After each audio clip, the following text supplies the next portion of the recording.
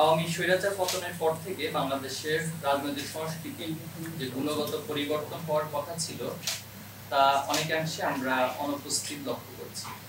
বিভিন্ন রাজনৈতিক দলসমূহের মধ্যে দেশের স্বার্থকে প্রাধান্য দিয়ে জাতীয় ঐক্য গড়ে না ওঠা, সৈয়দ নজরুল ইসলাম মেডিকেল ও রাজশাহী বিশ্ববিদ্যালয় সহ বিভিন্ন শিক্ষা প্রতিষ্ঠানে শিক্ষার্থীদের উপর হামলা, কিছু রাজনৈতিক ছাত্র সংগঠনের চাঁদাবাজি, ছিনতাই, বিভিন্ন অনলাইন ক্যাম্পেইন ও প্রোপাগান্ডা, ট্যাগিং এর রাজনীতি সহ নানাবিধ প্রশ্নবিদ্ধ কার্যক্রমের ফলে দেশে নতুন সংঘাতময় পরিস্থিতি সৃষ্টির সম্ভাবনা তৈরি হচ্ছে, যা জুলাই অভ্যুত্থানের স্পিরিটের সম্পূর্ণ পরিপন্থী বলে আমরা মনে করছি।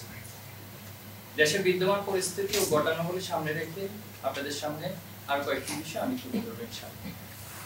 সম্মানিত সাংবাদিক ভাইরা, আপনারা জানেন যে গতকাল 25শে জানুয়ারি উদ্দেশ্য প্রণোদিতভাবে জগন্নাথ বিশ্ববিদ্যালয়ের ছাত্র শিবিরের সেক্রেটারি রিয়াজুল ইসলামের সাথে যে অনাকাঙ্ক্ষিত ঘটনার উদ্বেগ হয়েছে সেটি খুবই দুঃখজনক এবং হতাশাজনক। এই ধরনের কর্মকাণ্ড ভবিষ্যতে ছাত্র সংগঠনগুলোর ঐক্যের পথকে সংকুচিত করে দিতে পারে বলে আমরা মনে করছি। এর আগে আমরা লক্ষ্য করেছি যে সিলেট শাহজালাল বিজ্ঞান ও প্রযুক্তি বিশ্ববিদ্যালয়ে একটি ছাত্র সংগঠনের একজন কর্মী নিজ বিভাগে কয়েকজনের ছুরিকাঘাতের চেষ্টা করে ছাত্র শিবিরের উপর সেই দায় চাপানোর চেষ্টা করেছিল।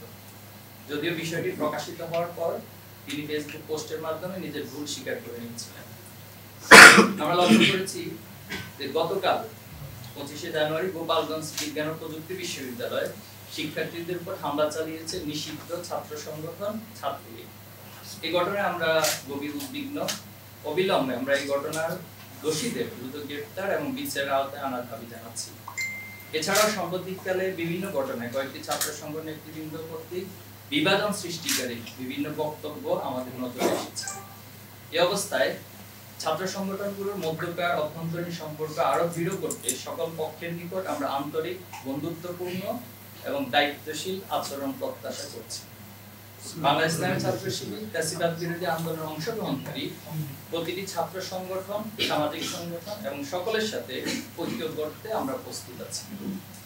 প্রিয় সাংবাদিক বন্ধুগণ, সম্প্রতি আমরা আরো লক্ষ্য করেছি একটি ছাত্র সংগঠনের শীর্ষ নেতা সামাজিক যোগাযোগ মাধ্যমে লাল সন্ত্রাসের ডাক দিয়ে বলেছেন, লাল সন্ত্রাসী মুক্তির একমাত্র পথ। অতীতে আমরা দেখেছি যে সমাজতন্ত্র বাস্তবায়নের জন্য লাল সন্ত্রাসের মাধ্যমে স্বাধীনতা পরবর্তী ব্যাংকগুলোর থানায় হামলা, নির্বিচারে হাজার হাজার মানুষকে হত্যা করা হয়েছে, কেড়ে নেওয়া হয়েছিল মানুষের মৌলিক মানবাধিকার।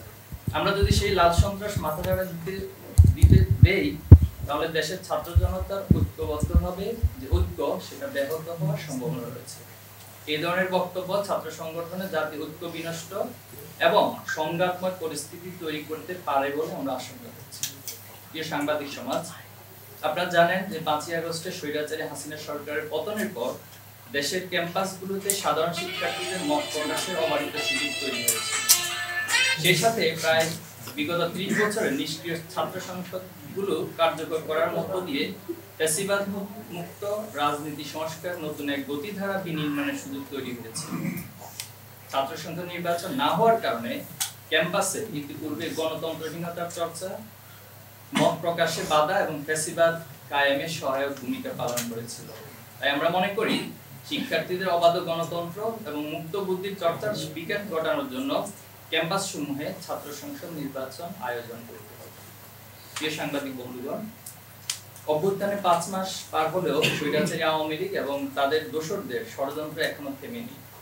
24-এর আন্দোলনে আওয়ামী লীগ ও তার অঙ্গ সংগঠনের সন্ত্রাসীরা যে বর্বর হামলা চালিয়েছিল তাতে হাজারো প্রাণ ঝরে গেছে, যা ইতিহাসে নজিরবিহীন।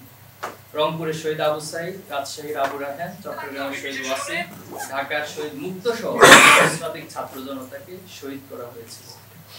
এই গণহত্যা রাষ্ট্রের সকল শক্তি প্রয়োগ করে ছাত্র জনতার উপর নিপীড়ন চালানো হয়েছিল।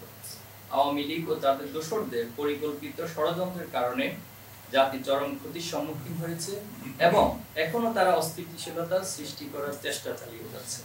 কিন্তু দেশের জনগণ তাদেরকে বরদাস্ত করবে না। আমরা দাবি করছি 24-এ যারা এই গণহত্যার সঙ্গে জড়িত অতি দ্রুত তাদের বিচার প্রণয়ন করে তাদেরকে বিচারের আওতায় আনতে হবে। প্রশাসনের মধ্যে ঘাপটি মেরে থাকা আওয়ামী দোসরদের চাকরিচ্যুত করে বিচারের আওতায় নিয়ে আসতে হবে, কারণ তারাই ফ্যাসিবাদ প্রতিষ্ঠা এবং ফ্যাসিবাদ কায়েমে সবচেয়ে সহায়ক ভূমিকা পালন করেছিল। এছাড়াও দেশের আইন শৃঙ্খলা পরিস্থিতি অনেকাংশে ভঙ্গুর অবস্থায় রয়েছে। প্রশাসনের দায়িত্ব পালনরত হাসিনা দোসরদের দ্রুত সময়ে অব্যাহতি প্রদান করে দেশের সামগ্রিক আইন শৃঙ্খলা স্বাভাবিক করতে সরকারকে যথাযথ ভূমিকা পালন করতে হবে। পাশাপাশি বিগত 15 বছর দায়েরকৃত সকল রাজনৈতিক প্রতিহিংসামূলক মামলা প্রত্যাহার এবং রাজবন্দীদের মুক্তির ব্যবস্থা করতে হবে। আজ রোববার দুপুরে শাহবাগে শিক্ষকদের উপর পুলিশের হামলা হয়েছে। শিক্ষক হলেন জাতির কারিগর এবং জাতির বিবেক। তাদের উপর এমন হামলা কোনোভাবেই কাম্য নয়। এছাড়াও বাংলাদেশের সীমান্তে কাঁটাতারের বেড়া প্রদান এবং বাংলাদেশের এক নারীকে সম্প্রতি বেঙ্গালুরুতে দর্শনের পর নৃশংসভাবে হত্যার বিষয়টি চরম উদ্বেগের। এর মাধ্যমে ভারতে বসবাসকারী বাংলাদেশিদের নিরাপত্তা বিধানে ভারত সরকারের চরম ব্যর্থতাই প্রমাণিত হলো। আমরা নিহত নারীর পরিবারের জন্য প্রয়োজনীয় সহযোগিতা নিশ্চিত করতে এবং এই হত্যাকাণ্ডের সুবিচারের জন্য কূটনৈতিক চাপ প্রয়োগের জন্য বাংলাদেশ সরকারের প্রতি আহ্বান জানাচ্ছি। প্রিয় সাংবাদিক, আপনারা জানেন যে 5ই আগস্ট অভ্যুত্থানের পরবর্তী নতুন বাংলাদেশ গঠনের সুযোগ তৈরি হয়েছে। সেই সাথে সুযোগ তৈরি হয়েছে দেশের জনসাধারণকে জনশক্তিতে পরিণত করতে প্রচলিত শিক্ষা ব্যবস্থার সংস্কারে। সরকার ইতিমধ্যে বেশ কিছু সংস্কার কমিশন গঠন করলেও দুঃখজনক হলো সত্য, শিক্ষা সংস্কার কমিশন গঠন করা হয়নি। আমরা অনতিবিলম্বে শিক্ষাবিদ, গবেষক, আলেম ওলামা, বিশেষজ্ঞ, দক্ষ ব্যক্তিবর্গদেরকে নিয়ে একটি অন্তর্ভুক্তিমূলক স্বাধীন শিক্ষা সংস্কার কমিশন গঠন করার জন্য জোর দাবি জানাচ্ছি, যেখানে শিক্ষাক্রম ও কাঠামোর আধুনিকীকরণ, শিক্ষক নিয়োগ ও পদোন্নতি প্রক্রিয়া, শিক্ষা বাজেট, বিশেষ চাহিদা সম্পন্ন শিক্ষার্থীদের জন্য অন্তর্ভুক্তিমূলক শিক্ষা ব্যবস্থা নিশ্চিত করতে শিক্ষা কমিশন কাজ করবে। শিক্ষার মৌলিক পরিবর্তন, একটি গবেষণা ও উদ্ভাবনমুখী পরিপূর্ণ শিক্ষা ব্যবস্থার দিকে অগ্রসর হওয়ার মাধ্যমে বাংলাদেশের শিক্ষা খাত দীর্ঘমেয়াদী উন্নতির দিকে ধাবিত হবে বলে আমরা আশা করছি। সেই সাথে এই কমিশন শিক্ষা ব্যবস্থা সংস্কারের ক্ষেত্রে দেশের মানুষের মনস্তত্ত্ব, সংস্কৃতি ও সামাজিক মূল্যবোধের ভিত্তিতে বৈষম্যহীন ও কল্যাণমুখী সমাজ ব্যবস্থা প্রণয়নের লক্ষ্যে দীর্ঘমেয়াদী নীতিমালা প্রণয়ন করবে। সম্মানিত সাংবাদিক বন্ধুগণ, যাদের ত্যাগের বিনিময়ে আমরা নতুন বাংলাদেশ পেয়েছি, সেই সকল শহীদ পরিবারের দায়িত্ব গ্রহণ, আহতদের চিকিৎসা এবং স্বীকৃতি প্রদানের জন্য সরকারের বিশেষ পদক্ষেপ গ্রহণ করবে বলে আমরা আশাবাদী। একটি বৈষম্যহীন ও সম্প্রীতি বাংলাদেশ গড়তে সবাইকে ঐক্যবদ্ধভাবে ভূমিকা রাখার উদাত্ত আহ্বান জানাচ্ছি।